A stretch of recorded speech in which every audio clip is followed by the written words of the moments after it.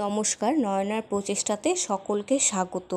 আমরা যখন চিকেনের একঘেয়েমি রেসিপি খেয়ে খেয়ে বোর হয়ে যাই, তো তখন চিকেনের এই রেসিপিটা আপনারা ট্রাই করতে পারেন। তো আমি আজকে বানাবো চিকেন মহারানি। তার জন্য আমি এখানে 600 গ্রাম চিকেন ভালো করে ধুয়ে নিয়েছি, আর এখানে 2 টেবিল চামচ টক দই নিয়ে নিয়েছি জল ঝরিয়ে।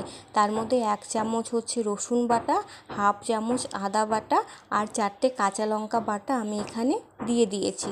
আর টেস্টের জন্য আমি এখানে দিয়ে দেব অল্প বিট নুন। বিট নুন যে কোনো রান্নার টেস্ট অনেক বাড়িয়ে দেয়।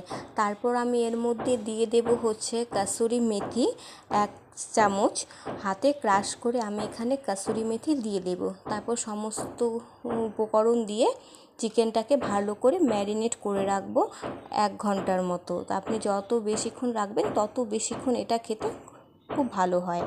তো তারপর দেখুন আমি এখানে 4